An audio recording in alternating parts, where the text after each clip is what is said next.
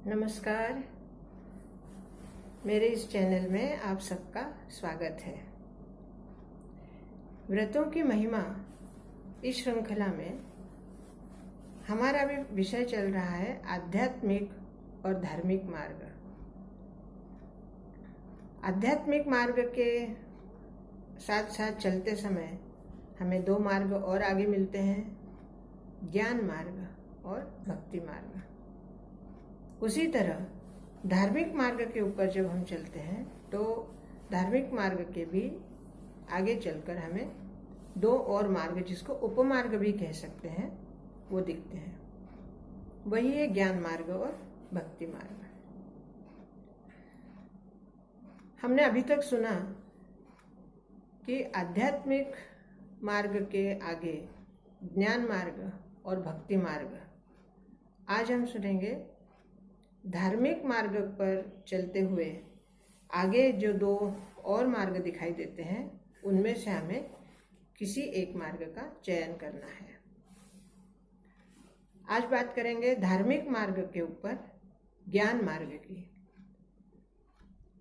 जैसे कि आपको मैंने पहले भी बताया था, धार्मिक मार्ग जो कि कर्मकांड से निगडित होता है और कर्मकांड के द्वारा हम प्रभु को प्राप्त करते हैं, या हमारा जीवन हम धार्मिक कार्य में व्यतीत करते हैं।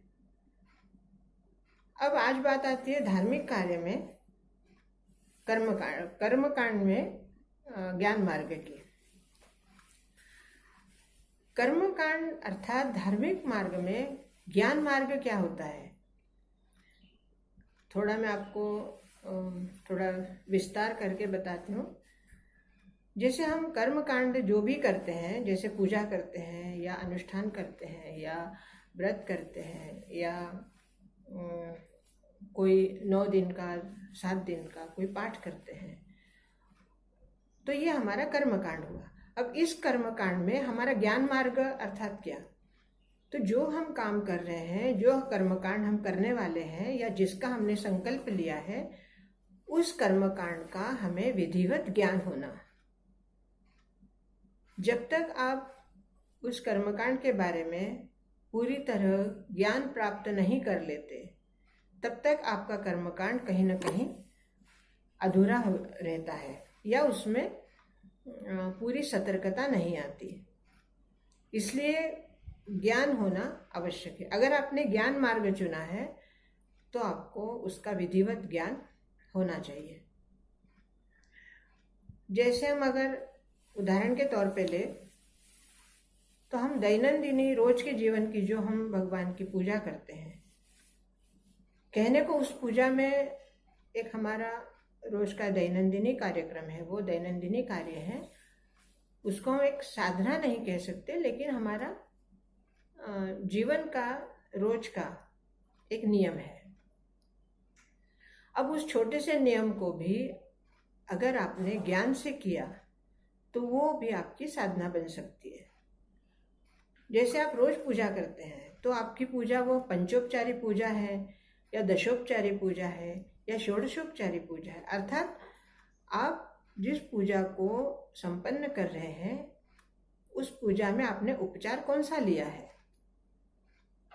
या जो पूजा आप कर रहे हैं उसकी विधि, उसमें आसन कैसा होना चाहिए, उसमें आपकी बैठक कैसी होनी चाहिए, उसमें क्या क्या उपकरण लगते हैं। उपकरण मतलब जिसके माध्यम से हम पूजा करते हैं, तो वो कौन कौन सी चीज़ें लगती हैं, उसके लिए धूप दीप कौन सा हम वापरते हैं या कौन सा हमें लेना चाहिए, या फूल कौन से लगेंगे, कौन से फूल हम किस पूजा में हमें चाहिए होते हैं। तो इन सब बातों का ज्ञान होना।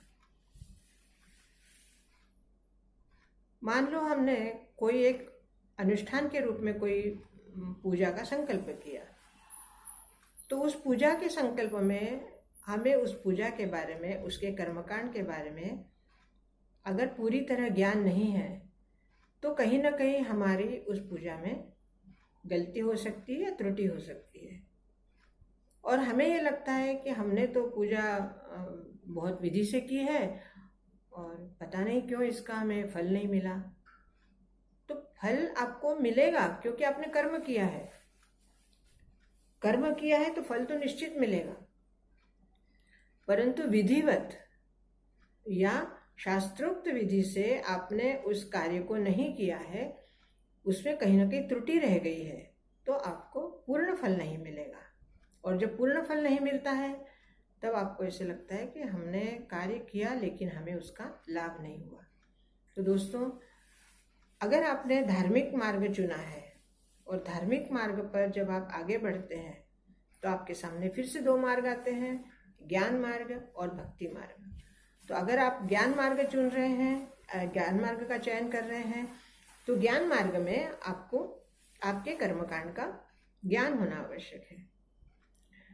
जैसे आपने एक और उदाहरण देती हूँ कि मान लो आपने किसी व्रत का संकल्प किया, या चलो हम सोमवार का ही ले लेते हैं। हमने सोमवार का 16 सोमवार का व्रत लिया।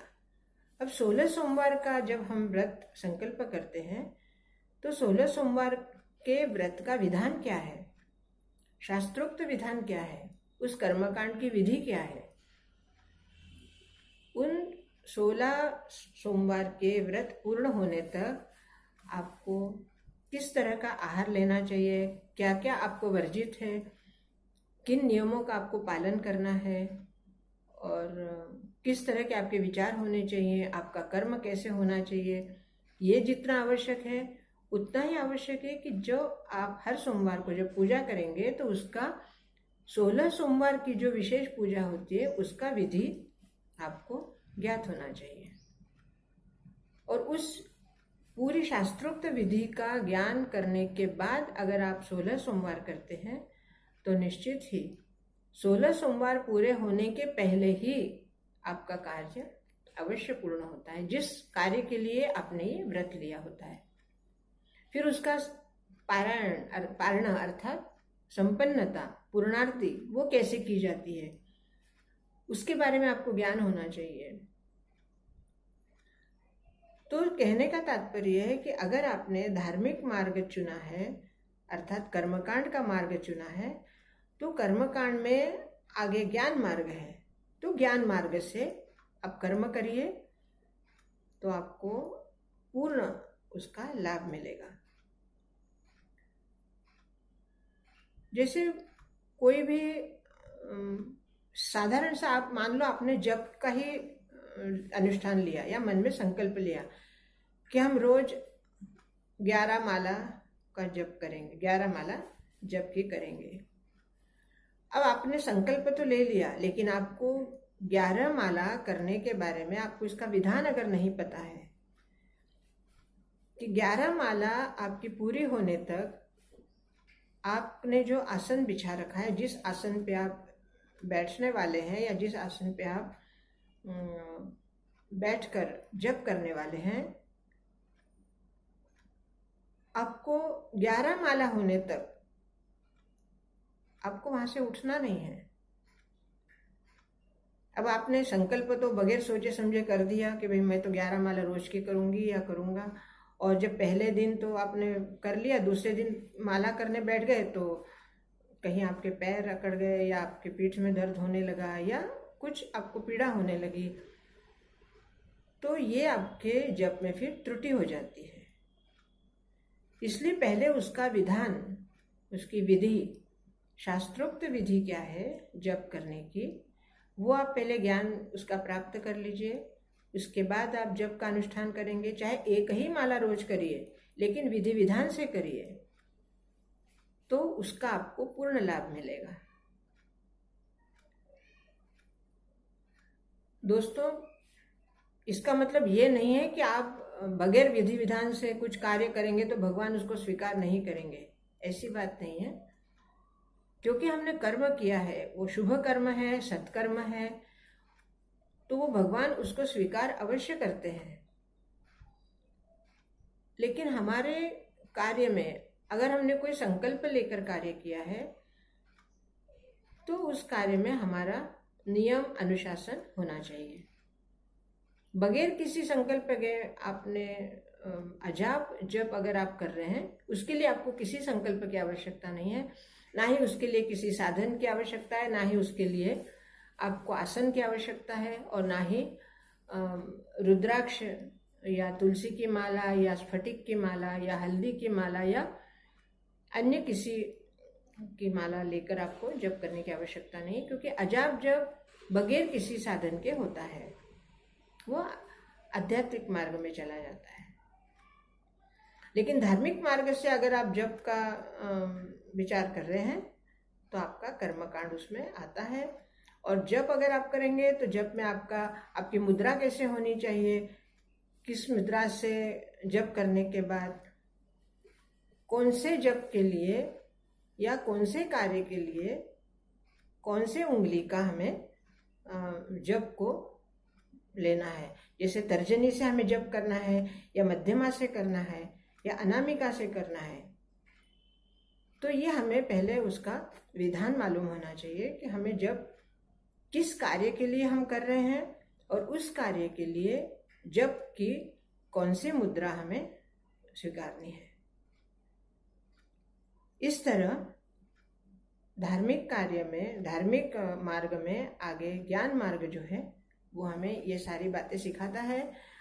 और मैं आशा करती हूँ कि जो भी लोग धार्मिक मार्ग से आगे बढ़ते हुए ज्ञान मार्ग अगर स्वीकारते हैं तो वो अपने कार्य का, अपने कर्म कांड का पूर्ण विधि विधान से ज्ञान प्राप्त करके फिर उस कार्य को करें तो उन्हें अवश्य सफलता मिलेगी।